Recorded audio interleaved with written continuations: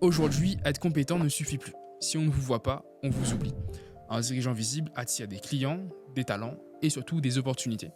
Et dans cette vidéo, je vous décrypte comment construire sa stratégie de personal branding B2B. Déjà, pourquoi construire sa marque personnelle en 2025 ? Parce qu'on est entré dans une économie d'attention, les dirigeants visibles, on le sait, deviennent des références dans leur site d'activité, et parce que c'est une manière puissante d'éduquer un marché, d'humaniser son entreprise et surtout générer des opportunités, ce qui nous intéresse. Mais bon, j'en parle de manière plus approfondie dans une vidéo juste ici que je t'invite à regarder. Et avant d'être visible, il faut être clair, poser les fondations solides de sa marque personnelle. Et pour ce faire, on va commencer par se positionner. D'abord, on cible une audience claire. Donc on va définir une audience, une cible, son client idéal. Bref, est-ce qu'elle est présente sur LinkedIn, sur tel ou tel canal d'acquisition ? Qui sont-ils ? Que lisent-ils ? Qu'est-ce qu'ils consomment ? Et quelles questions ils se posent ? Connaître aussi les différentes phases de maturité, si elle doit être sensibilisée, si elle doit être éduquée, et si oui, quel contenu, quel sujet aborder à ce moment-là, et aussi comment est-ce qu'on peut la persuader d'acheter, de prendre un produit ou un service, et donc la phase de décision d'achat. Ensuite, on va définir un objectif, une vision. Ça peut être devenir leader d'opinion sur telle thématique, ça peut être promouvoir une nouvelle offre, etc. Ensuite, on va choisir son terrain de jeu. Donc là, ça va être choisir le secteur d'activité principal sur lequel on se positionne. Et avec ça, on va accompagner de 2 ou 3 thématiques connexes pour élargir justement l'angle sur lequel on va communiquer. Si je prends l'exemple d'un expert qui se positionnerait sur la thématique, sur le secteur d'activité du référencement, donc le référencement web, on aurait différentes thématiques qu'on pourrait associer à ça, telles que le référencement naturel, SEO, référencement payant, SEA, et on peut aussi associer une 3e thématique un peu plus large, ce qui pourrait être entrepreneuriat par exemple, pour permettre de créer du contenu un peu plus typé storytelling et grand public, pour justement créer la connexion émotionnelle avec son audience, plus mémorable on va dire dans le temps. Et enfin, on va venir assumer une posture différenciante. Et pour ce faire, on va diagnostiquer, creuser sur sa personnalité, ses compétences, ses valeurs et aussi ses centres d'intérêt. Donc, pour creuser là-dessus, on peut utiliser différents outils comme faire un SWOT, un diagnostic interne, ou alors utiliser le modèle du Golden Circle de Simon Sinek par exemple, qui va venir nous aider à nous positionner en définissant le why, donc la raison d'être de son activité, de son entreprise, le how, quelle est la méthode, comment est-ce qu'on y arrive, comment est-ce qu'on s'y prend justement pour accomplir le pourquoi, tout ça, qu'est-ce qu'on propose, du coup les différents services associés à notre méthode. Maintenant que le socle il est posé, il est en place, il est temps de passer à l'étape suivante. Bâtir sa présence en ligne et capter l'attention de son audience. Donc comment est-ce qu'on construit cette stratégie-là ? Avant tout, on va commencer par optimiser son profil. Quand on parle de LinkedIn, on parle avant tout de vitrine professionnelle, il faut travailler son profil LinkedIn. Pour l'optimiser, j'utilise la méthode des 5 C, donc avoir un profil qui est captivant. Ça passe par les éléments visuels, photo professionnelle, bannière claire, la différente DA qu'on peut retirer du profil LinkedIn. Donc avoir un profil qui captive, qui attire le regard, qui donne envie de cliquer quand on voit qu'un tel a commenté quelque part, qu'il a fait un post, etc. Quand on reçoit une notification. Le C de compréhensible, parce qu'il faut que les éléments textuels, les différents messages qu'on envoie dans le profil, déjà qu'il n'y ait pas beaucoup, qu'on se perd dans les messages, mais surtout que ce soit très clair et facile à assimiler. Donc les sujets techniques, il faut qu'elles soient adaptées à la cible, donc pas trop technique, mais compréhensible, et aussi un message clair. Donc un profil égale un message. On a aussi le C de cohérent, c'est-à-dire aligné avec son positionnement.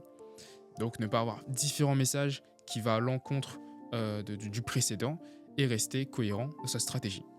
Le C de complet, parce que par rapport à LinkedIn, il faut oublier que c'est un moteur de recherche, il va prendre les profils les plus complets pour justement les faire ressortir, donc ça va être favorable d'un point de vue algorithmique, et aussi quand c'est plus complet, ça va refléter ce qu'on appelle le 5e point, la confiance, et la confiance se reflète avec tous les points qu'on a vus au préalable, donc c'est un profil complété, compréhensible, captivant, mais aussi qui met en avant des preuves sociales.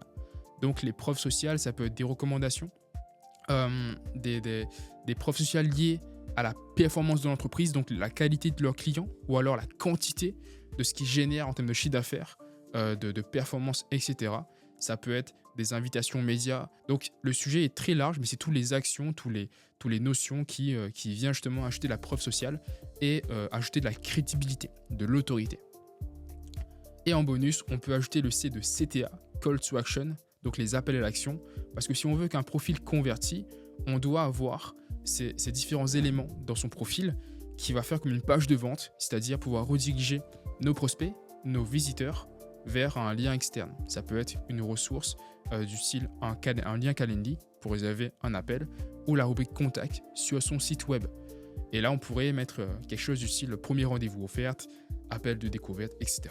Maintenant qu'on a vu le profil, on va voir maintenant comment constituer sa stratégie éditoriale, pareil, adaptée à LinkedIn. Pour cela, on va choisir 3 thématiques maximum.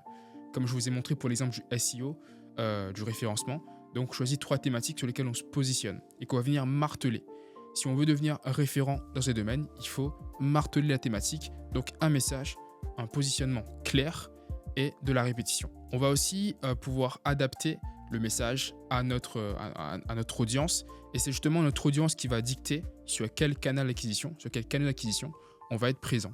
LinkedIn, YouTube, etc. Je recommande de débuter avec les contenus plus longs, donc si on a des contenus du style newsletter, podcast, YouTube, de commencer par ces canaux-là et ensuite de diffuser sur des canaux avec des contenus beaucoup plus courts du style LinkedIn, Instagram, etc. Une bonne stratégie pour structurer son contenu peut être la méthode des NCO, c'est-à-dire notoriété, se faire connaître, faire des posts grand public, typer un peu storytelling, ce qui va permettre de créer une connexion émotionnelle avec la cible et surtout de toucher un maximum de gens, donc de se rendre visible, d'élargir son audience. Aussi des posts plus axés crédibilité, donc là c'est pour éduquer son marché, valoriser son expertise et donc commencer justement à se faire recommander et constituer une audience qualifiée qui est éduquée. Le haut de opportunité, donc c'est faire des posts persuasifs à but de conversion pour justement convertir son audience en prospect, en client, etc. Il est aussi important de définir son ton et son style rédactionnel. Donc le style, c'est ce qui va te rendre inimitable, ce qui va te rendre mémorable. Elle est basée sur ta personnalité, sur ton caractère et ta façon de rédiger. Donc choisis une posture claire et sincère et demande-toi qu'est-ce que tu veux transmettre, c'est quoi l'objectif derrière chaque rédaction. Ça va aider aussi à clarifier et à rendre plus efficace la qualité de tes posts. Il est aussi très important sur LinkedIn de varier ses formats pour déjà éviter de lasser son audience, mais aussi d'un point de vue algorithmique, d'être plus mis en avant et donc de pouvoir élargir et toucher davantage de personnes. Et pour ça, du coup, je te file une petite fiche technique à récupérer juste ici, où tu auras les meilleurs formats LinkedIn pour t'aider à maximiser ton reach tout en restant aligné à ta stratégie. Pense aussi à soigner ton identité visuelle. Ça va être les éléments qu'on va voir, donc la photo de profil, les communications. Pour cela, je recommande de faire un shooting professionnel, de passer par du contenu de qualité. Ça a un impact très puissant sur la perception qu'ont les gens de vous et donc ça vient en lien avec sa stratégie de personal branding. Maintenant, le personal branding ne vit pas que sur les écrans. Non, il s'incarne dans la vraie vie, dans les échanges humains. Donc on a les échanges digitaux, ce qu'on appelle l'interaction, le fait de commenter, d'interagir, de discuter digitalement sur LinkedIn ou autre. Mais on a aussi les événements en physique. Et ça, c'est hyper important, le networking, parce qu'elle vient compléter la stratégie de personal branding. Quand on est en réseautage, en événement avec les personnes, on va échanger naturellement, donc créer une complicité, créer un premier lien. Et généralement, à cette étape-là, on va échanger nos coordonnées, donc un LinkedIn par-ci, un WhatsApp, etc. Ce que je recommande, c'est d'échanger son LinkedIn et ensuite, c'est là qu'entre l'invité, le prospect, dans notre stratégie de branding. C'est-à-dire que ensuite, la continuité, c'est quoi? C'est que on l'ajoute, il va voir nos communications, ils vont voir nos profils, ils vont voir toute la stratégie, avoir confiance en nous, valoriser le fait qu'on est un expert et donc faciliter justement la relation si on veut plus tard découler sur de la recommandation, de la prescription ou encore une opportunité. C'est ce qui va venir accentuer les efforts commerciaux. Comment calculer les résultats qui peuvent nous apporter justement cette stratégie de personal branding? Alors, il est difficile de mesurer précisément cette réputation, mais on peut suivre les signaux pour s'en rapprocher. En ce moment, on entend beaucoup parler du terme top of mind, ce qui signifie concrètement devenir la référence de son marché. Donc, être top of mind, c'est quoi les avantages aujourd'hui? C'est être la première personne à qui on pense quand on parle d'une thématique. Donc être celui qu'on va recommander les yeux fermés, être celui qui va influencer naturellement l'opinion d'un secteur, d'un marché, etc. Il y a des outils comme Favicon qui permettent de pouvoir avoir un aperçu de ta position dans l'écosystème sectoriel ou géographique. Mais on a aussi des indicateurs beaucoup plus traditionnels comme les indicateurs liés à la visibilité ou à l'engagement, le nombre d'impressions, de partages, de commentaires, de mentions. Donc là, c'est vraiment ce qui est lié à la notoriété. On a aussi le fait d'être invité dans des médias, relations presse, etc. Donc on peut calculer comme ça, plus ou moins, l'influence que peut nous apporter aujourd'hui la stratégie de personal branding.